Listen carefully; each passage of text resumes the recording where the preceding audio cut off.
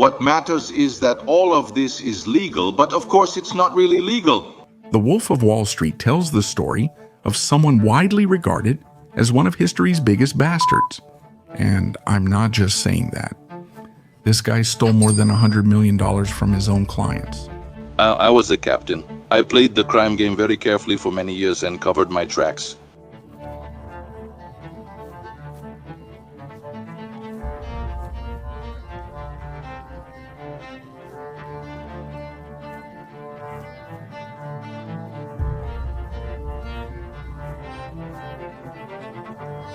There is no nobility in poverty.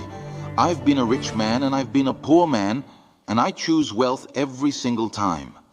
In this video, I'm going to analyze some scenes from this movie and show you how there are a lot of things that went unnoticed in this story. This says much about people in our world, and it's even funny because right after the movie came out, the director himself, Martin Scorsese, realized that a lot of people got everything wrong. Some people were outraged, claiming the movie glorified crime, encouraged greed, and normalized exploiting others. But what's really outrageous is labeling a masterpiece like this with such shallow talk. I say this because to truly understand this movie, you must move past the childish good guy versus bad guy mindset about right and wrong. That's why you won't find any cheap moral lessons here. If you want to add one, feel free to do so in the comments. Because here we're going to explore the big question of the movie. Is the problem the wolf or the sheep? So, is Jordan Belfort actually the story's villain? Or just a reflection of a world that rewards exactly this kind of behavior? The movie portrays much of the real story very well, but of course it's still just based on real events. As with similar movies, they added the usual Hollywood touch. We know Jordan Belfort wasn't born a wolf, but a sheep. Middle class, with accountant parents living a traditional American life. But he was always very ambitious and had qualities and skills that were highly valued by the market. His main strength was his exceptional sales skills. His well-known gift of gab soon drew him to a Wall Street stockbroker career. I've always wanted to be rich, so I went to the one place on earth that matched my ambition.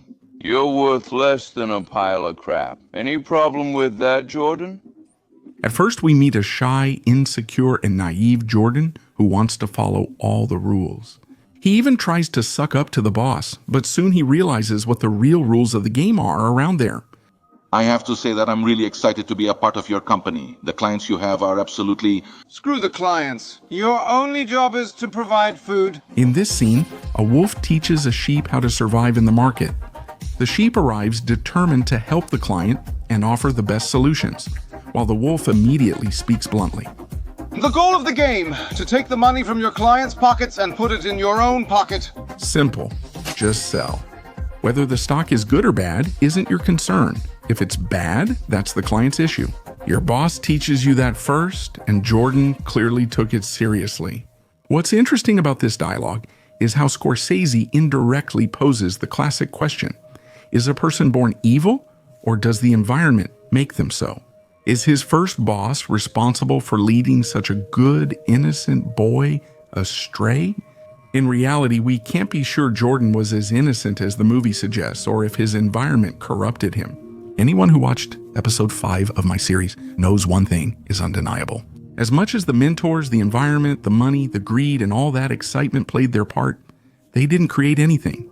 They just awakened what already existed inside Jordan. We don't even care about how the technology works because we're only interested in getting really rich. I got addicted in a second. Although he found his passion, the famous stock market crash of '87 occurred early in his career. The market crashes, ruining his big dream. He loses his job, goes broke, and must start over. But this time, not on Wall Street. He finds an opportunity as a broker in a much less sophisticated market, where they traded shares of small, little-known companies with very low value. Penny stocks involve simpler clients and small transactions, but the commissions were extremely high. While on Wall Street, the commission a broker earned was around 1%. With penny stocks, the commission was 50%. 50% commission? For what? It's the price for our services. And here, Jordan realized something that would completely change his life. If I'm good enough to convince rich guys on Wall Street, imagine what I can do with a guy who doesn't know anything about the market. That's exactly what he does. He starts calling regular clients ordinary people and uses all his smooth talk, charisma, and nerve to sell promises. Something interesting just landed on my desk. The name of the company is Aerotine International, the most advanced technology company in the Midwest. He lies straight to their faces, says the company is going to take off, and that they're about to miss the biggest opportunity of their lives. While his coworkers struggle to make $40 or $50, Jordan closes deals for $4,000, $5,000, or even $10,000 in one call. The guys looked at me like I had just discovered fire, man. Although the penny stocks earned good money, it was still far less than he wanted.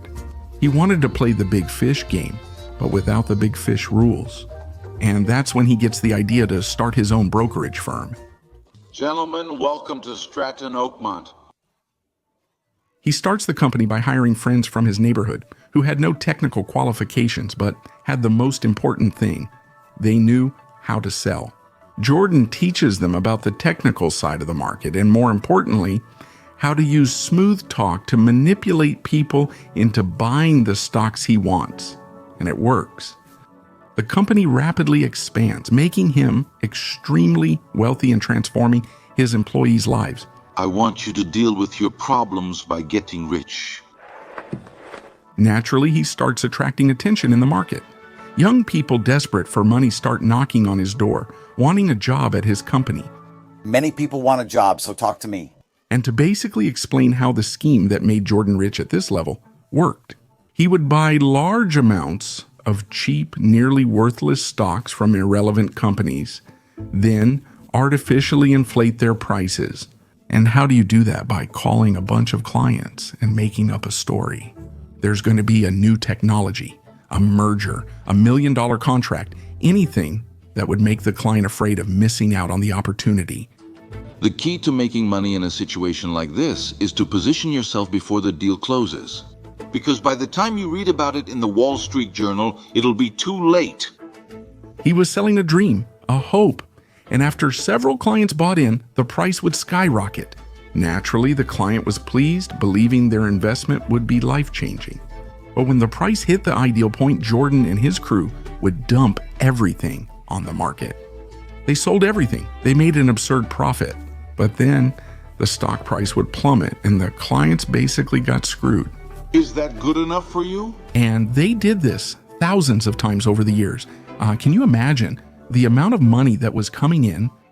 $2 million in just 3 hours. Jordan built an empire, mansions, cars, a boat, parties, luxury, professionals in the business, drinks, drugs. It was madness to the extreme. His company basically turned into a human zoo with no limits. Eventually, he attracted the FBI's attention. Here, the movie presents one of the story's biggest hidden provocations. I say this because Jordan and the FBI agent's relationship is much more than a typical cat and mouse or cop and robber dynamic. It's a duel of values, morals, and ego.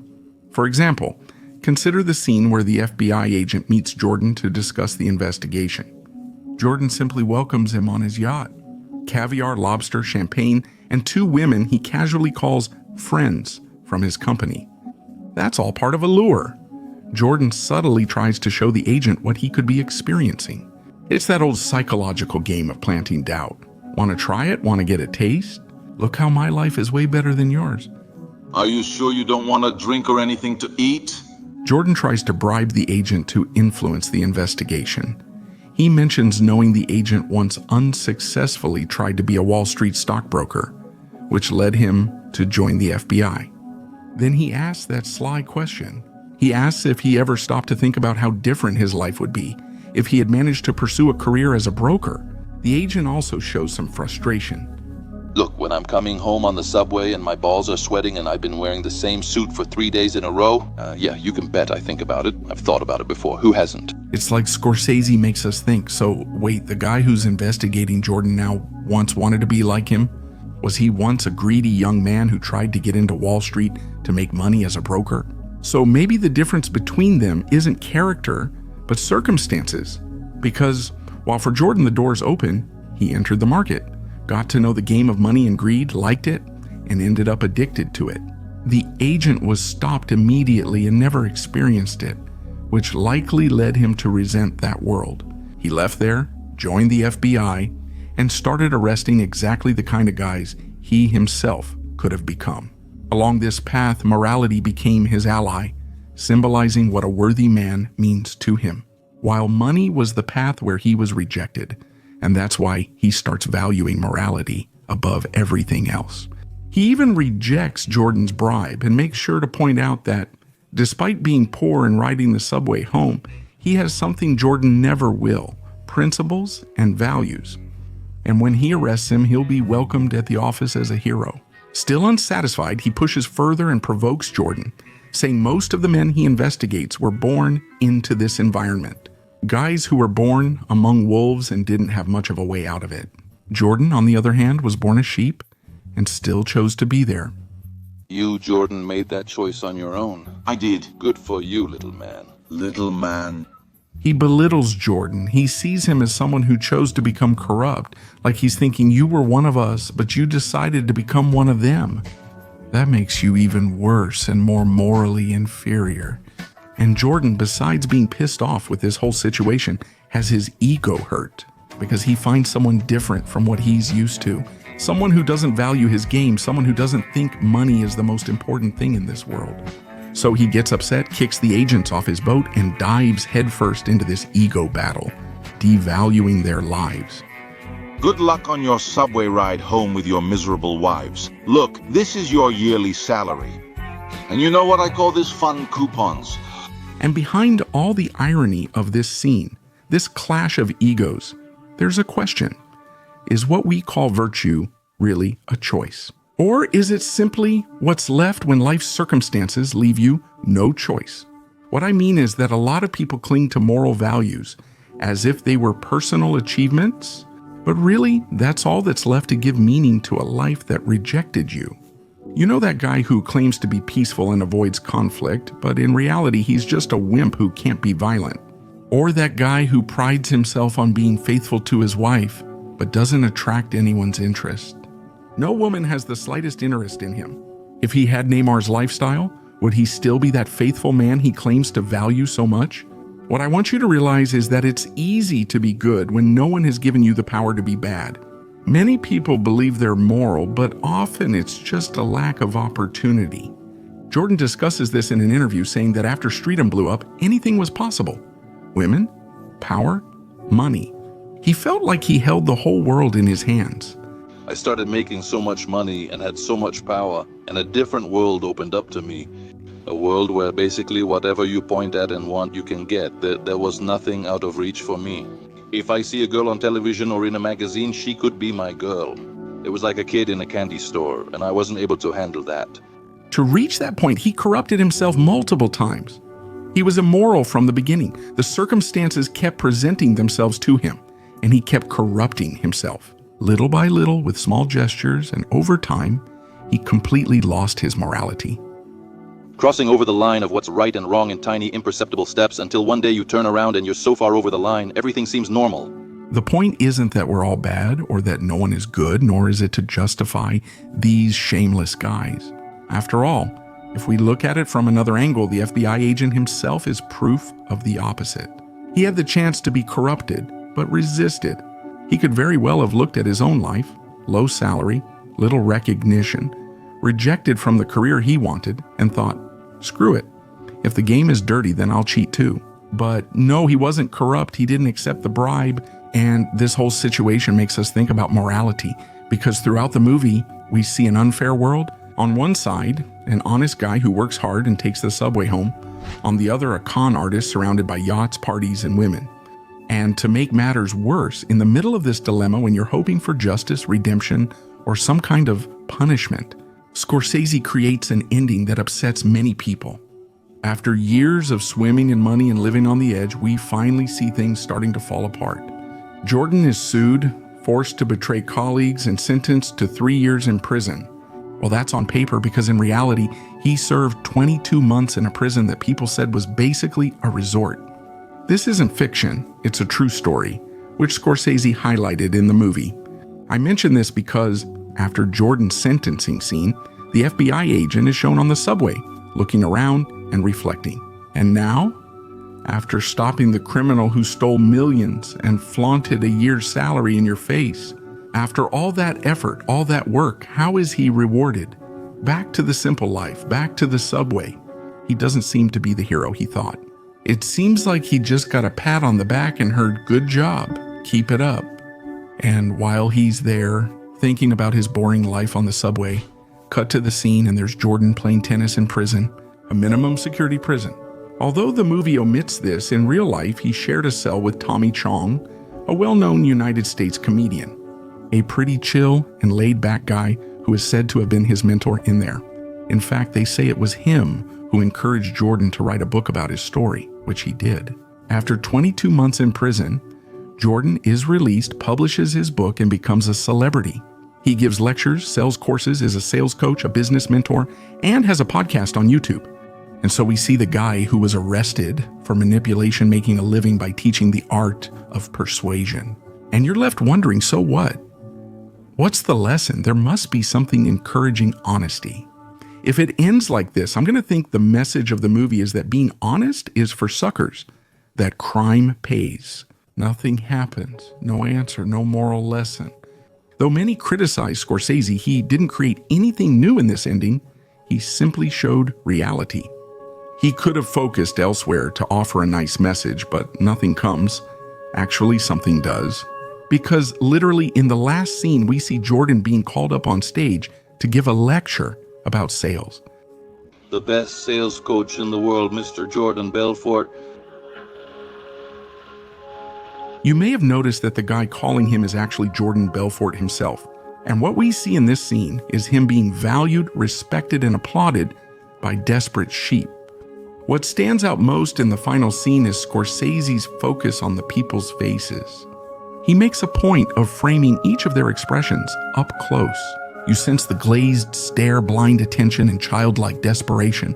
It's as if they were all hypnotized, desperate for a way out, ready to believe anything Jordan said. And behind all that, for me, is the big message of the movie. Because if you think about it, Jordan isn't the system. He might even create systems that benefit him or be a master at taking advantage of existing systems. But the truth is that he's just a reflection of the system. Because what really supports Jordan, what allowed him to get away with selling stocks, what attracts audiences, followers, books, and movies, it's the human desperation for control. That's what drives that room, and that's what drives the world we live in. The system keeps working because the masses are desperate. And desperation blinds. It blinds people to the point where they'll give themselves to anything that seems to have the answer to the desperation they're facing. If you're interested in this topic, I suggest watching this video, which features a free excerpt from my series. This sample is from the episode where I revealed the top 21 strategies used to control the masses. But going back, what provokes the most in this final scene is that it seems to mirror the movie theater audience itself. Notice the background lights, like those from a projector. The atmosphere and attentive faces resemble a movie theater where you'd watch the film. It's like in that moment, you saw yourself in the audience, listening to the wolf and waiting for an answer, seeking a clear moral from this story, but the film refuses to provide one. It just ends with those faces. Maybe what Scorsese wants to show is that in the end, it's not virtue that moves the audience. The wolf is the one being celebrated. He gets the movie, applause, and fame. No one cares about the honest FBI agent who refused a bribe, arrested the criminal, and still takes the subway home. He doesn't inspire or move the masses. As much as society says the world needs more people like him, in practice, we know the truth. He doesn't sell, he's boring, and he doesn't go viral. Maybe that's the real moral here. Because in the end, even knowing about Jordan's immorality, the masses want to learn from him, want to know how to sell like him, want to get rich like him. And when the camera mirrors us in that audience, the provocation is clear. Aren't we just another one of those suckers who's so busy trying to get ahead, trying to find a way to win in life, that we don't even realize that's exactly what keeps this whole damn thing going? Yeah, I don't know, maybe I went too far.